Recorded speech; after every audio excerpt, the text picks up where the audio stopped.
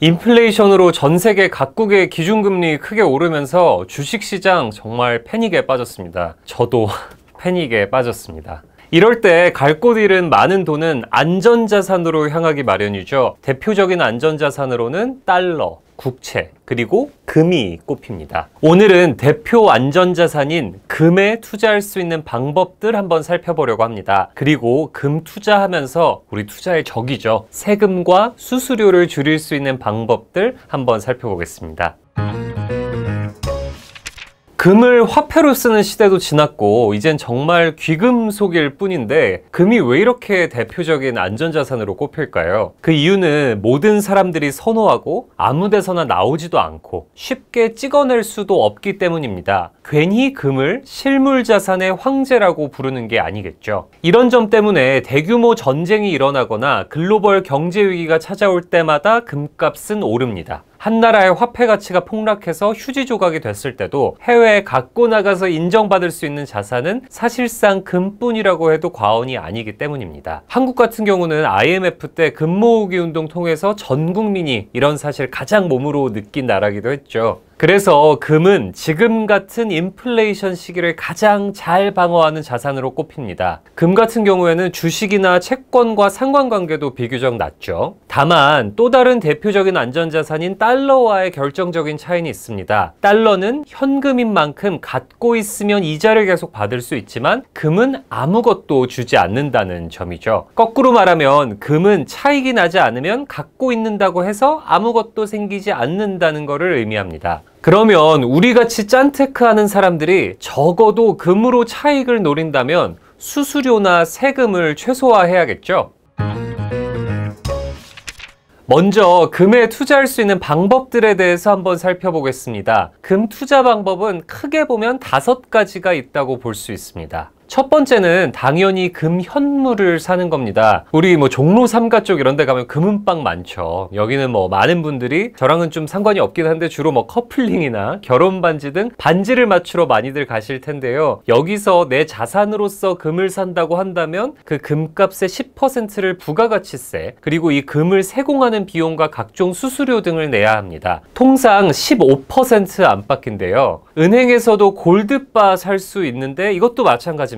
부가세 10% 그리고 수수료 5%가 붙습니다. 그러니까 금을 실물로 사면 무조건 금 시세의 15%는 추가로 내야 한다는 걸 의미합니다. 두 번째로는 은행의 골드뱅킹을 이용하는 방법이 있습니다. 은행 앱에서 사실 비교적 쉽게 골드뱅킹 계좌 개설할 수 있는데요. 일반적으로 0.01g 단위로 매입할 수 있습니다. 그런데 우리가 금을 살 때 그리고 팔 때 각각 수수료가 1%씩 붙습니다. 그렇다고 은행에서 만드는 다른 일반 계좌처럼 예금자 보호나 원금 보장이 되지도 않습니다. 0.1g씩 차곡차곡 모으다 보면 모은 무게만큼의 골드바로 인출하고 싶을 수도 있잖아요. 그러면 현물 사는 것과 마찬가지로 인출할 때 부가가치세 10%가량이 또 붙습니다. 또 수익이 나면 세금도 부과됩니다. 금값이 크게 올라서 차익 실현을 위해서 금을 팔면 내가 얻은 수익의 15.4%가 배당소득세로 부과됩니다. 세 번째로는 금 펀드가 있습니다. 이건 사실 개념이 좀 독특한데요. 쉽게 말하면 금광회사의 주식을 사는 개념이라고 이해하시면 됩니다. 펀드인 만큼 CMA나 주식 위탁계좌에서 쉽게 매수할 수 있는데요. 그런데 연 1%가량의 운용보수가 발생합니다. 금을 투자한다면 사실 단타로 차익 보려고 하시는 분들보다는 장기적으로 포트폴리오의 일정 부분을 안전자산으로 구성하기 위한 목적이 더욱 크실 텐데 오래 갖고 있을수록 돈이 계속 나간다는 단점이 있습니다. 또 방금 말씀드렸다시피 금에 직접 투자하는 게 아니라 금광회사의 주식을 사는 개념이다 보니까 국제 금 시세와 가격이 동일하게 움직이지 않는다는 점도 투자를 조금 어렵게 만드는 요인 중 하나입니다.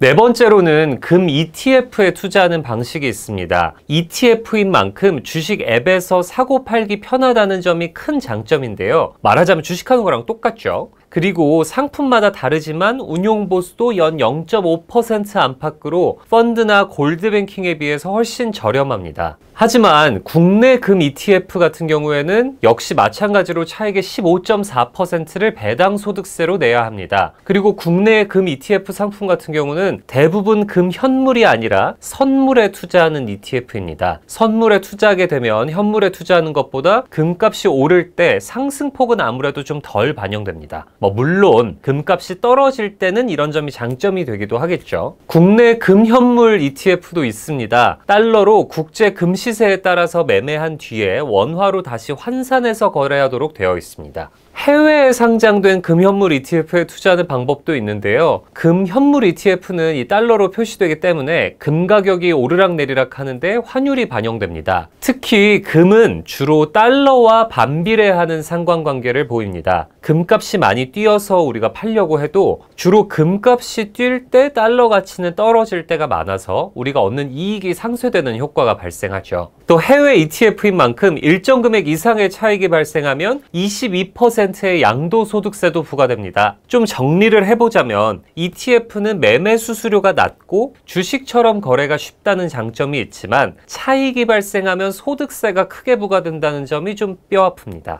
그렇다면 세금 내지 않고 금으로 차익 볼 수 있는 방법은 아예 없냐? 그렇지 않습니다. 마지막으로 한국거래소 KRX 금현물에 투자하는 방법이 있습니다. 증권사에서 금 거래 전용 계좌를 만들면 1g씩 금현물을 사서 담을 수 있는데요. 제가 가장 추천하는 방식입니다. 왜냐면 우선 차익에 대한 세금이 붙지 않는 유일한 방법입니다. 붙는 수수료가 있기는 한데요. 각 증권사별로 0.2에서 0.3% 정도의 수수료뿐입니다. 물론 우리가 이거를 모아서 골드바로 나중에 인출하려면 은행 골드뱅킹과 마찬가지로 10%의 부가가치세가 붙긴 하지만 골드바를 사기 위해선 사실 어떤 방법도 세금이 붙지 않는 방법은 없기 때문에 마찬가지입니다.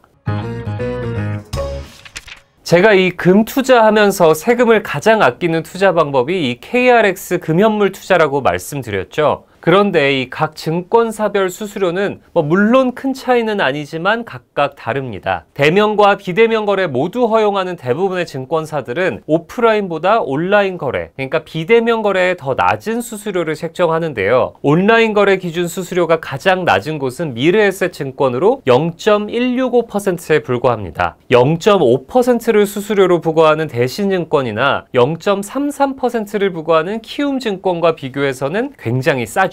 포트폴리오에서 안전자산으로 금을 추가한다면 이 방식으로 자산의 일정 부분을 채우시고 아까 말씀드린 ETF 같은 경우는 비과세 혜택을 받을 수 있는 IRP나 종합자산관리계좌인 ISA에 추가해 두시는 게 좋습니다. 원래 특히 이제 기존의 국내 금 선물 ETF 같은 경우는 퇴직연금이나 IRP 계좌에서 투자를 못 했는데요. 이제 금 현물 ETF도 생겼기 때문에 IRP에서도 투자할 수 있습니다. 물론 연금 계좌에서 금 ETF에 투자를 하면 만 55세 이후에 우리가 연금 형태로 수령하면 3.3에서 5.5%의 연금 소득세율은 적용됩니다. 세금 정말 많죠. 오늘은 저희가 금 투자하는 방법과 금 투자할 때 세금과 수수료 아끼는 방법에 대해서 조금 알아봤는데요. 지금 같은 인플레이션 시기 금값이 굉장히 요동치는 시기입니다. 이럴 때일수록 시세 잘 보시고 세금 많이 아껴서 성공 투자하시기를 바랍니다. 감사합니다.